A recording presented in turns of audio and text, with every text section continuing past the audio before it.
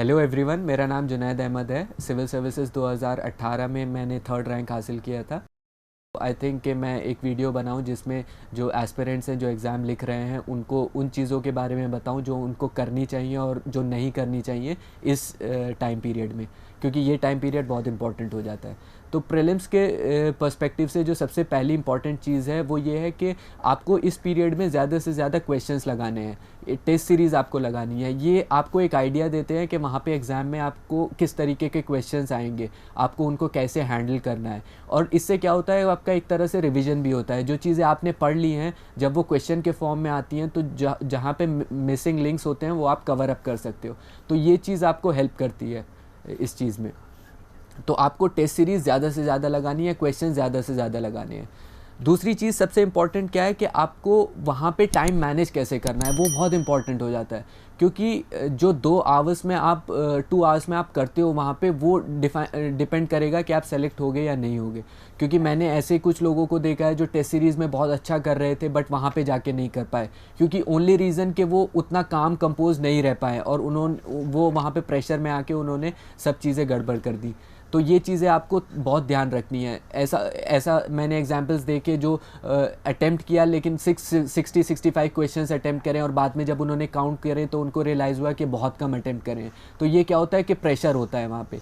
ऐसे ही OMR sheet में बहुत सारी गलतियाँ हो जाती हैं कभी कभी, आप जब फिलअप कर रहे होते हो तो ये सब भी प्रेशर के अंदर होता है। तो आप जितना काम कंपोज रहेंगे उन 2 आवर्स में, वो बहुत हेल्प करेगा आपको एग्ज़ाम क्लियर करने में। तो इसके लिए बहुत ज़रूरी है कि आप जब एग्ज़ाम के लिए जाएं तो at least 2 hours at least half an hour पहले वहाँ जाके बैठें और अपने एक कंपोज्ड उसमें आप अपना एग्ज़ाम लिखें। तो ये चीज़, सेकंड चीज़ बहुत इंपॉर्टेंट है। थर्ड चीज़ ये है कि जब आप पेपर करते हो टेस्ट सीरीज़ में भी और यूपीएससी में भी, ऐसा होता है कि आपका स्कोर कंटिन्यूसली लो आता है टेस्ट सीरीज़ में कभी कभी, और आप 40-45 क्वेश्चंस के बाद आप सॉल्व नहीं कर पाते हो। यूपीएससी में तो खासकर यही होता है। तो टेस्ट सीरीज़ में स्कोर लो आना, आप उससे कभी डीमोटिवेट मत होइएगा। टेस्ट सीरीज़ में डेलिबरेटली वो ऐसे क्वेश्चंस पुट अप करते हैं ताकि आप वहाँ पे मिस्टेक करो। तो उसमें स्कोर अगर लो आ रहा है कंटिन्यूसली तो आपको वहाँ पे डीमोटिवेट नहीं होना है, आपको उस पर वर्क करना है, आप कैसे इंप्रूव कर सकते हो। और यूपीएससी से रिलेटेड क्या है कि आप जब यूपीएससी का एग्ज़ाम अटेम्प्ट करते हो तो हर एक जो भी एस्पिरेंट है उसको 40-45 क्वेश्चन से ज़्यादा नहीं आते हैं, क्योंकि नॉर्मली यही होता है, इसी तरीके से पेपर सेट होता है। तो वहाँ पे जाके पैनिक नहीं करना है कि मुझे थोड़े से ही आ रहे हैं। अब क्या होता है कि वहाँ पे आपको अपनी अप्लाइड नॉलेज लगानी है, आपने जितना भी पढ़ा है उसको अप्लाई करना है। तो वहाँ पे आपको उस वे से आपको आंसर्स निकालने हैं।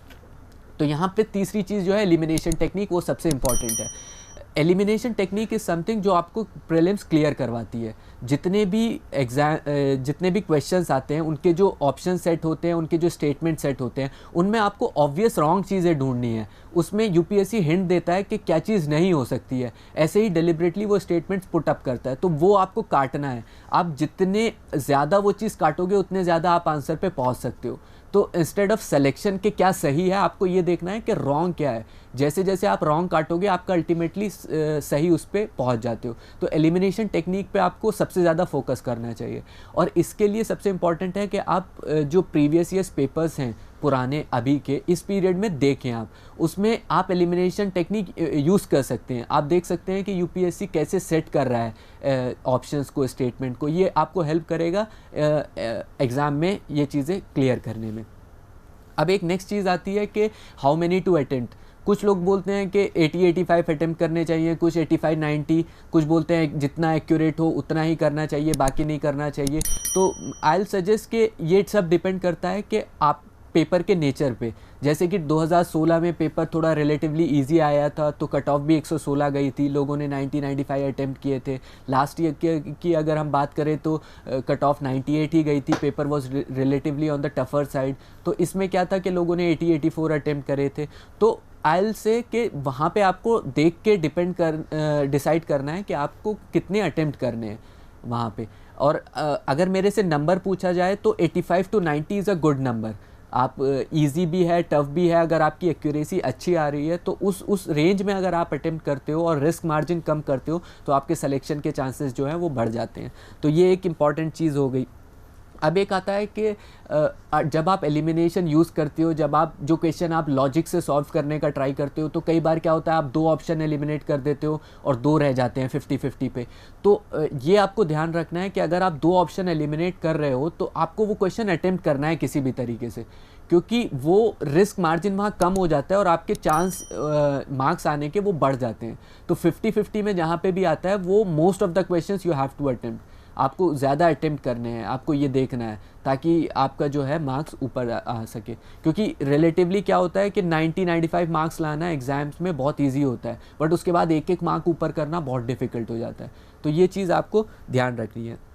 एक और चीज़ जो है वो है कि लास्ट टाइम में आपको पैनिक नहीं करना है। इन डेज़ में क्या होता है कि आपने किसी को पढ़ते हुए देखा, उसका वो कोई क्वेश्चन सॉल्व कर रहा है नया, आपको नहीं आता, आप पैनिक कर जाते हो, पता नहीं कवर्ड है या नहीं है। आपने कोई नया टेस्ट लगा लिया, उसमें आपका स्कोर कम आ गया, आप डीमोटिवेट हो जाते हो।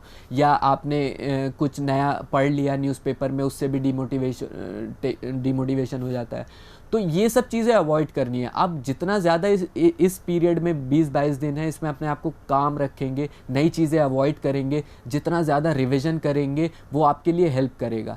तो ये सब चीज़ें अवॉइड कीजिएगा। नई बुक्स लेना या नई चीज़ें पढ़ना जो पढ़ा नहीं है, या नए क्वेश्चंस उठाना, तो ये सब अवॉइड करिएगा लास्ट टाइम में। जितना हो सके आपको काम कंपोज रहिएगा। और उसके बाद on the day of examination it is important आप प्रॉपर स्लीप लो, क्योंकि क्या होता है, एंग्जाइटी तो होती है, लेकिन आपको एटलीस्ट 10-15 डेज़ पहले से अपना रूटीन प्रॉपर कर लेना चाहिए ताकि आपको रात को नींद आ सके। Proper sleep is very important. सुबह में आप एग्ज़ाम में अगर प्रॉब्लम है तो आप वैसे ही वहाँ पे नहीं अच्छे से कर पाओगे, तो प्रॉपर स्लीप लेना चाहिए। सुबह आपको, जैसे मैंने बोला, हाफ़ एन आवर पहले एटलीस्ट एग्जामिनेशन हॉल पहुँचना चाहिए, वहाँ पर आपको अच्छे से बैठ के और पेपर करना चाहिए। तो आई होप कि ये सारी चीज़ें जो हैं ये आपको हेल्प करेंगी एग्ज़ाम में, and I wish everyone all the best. Thank you.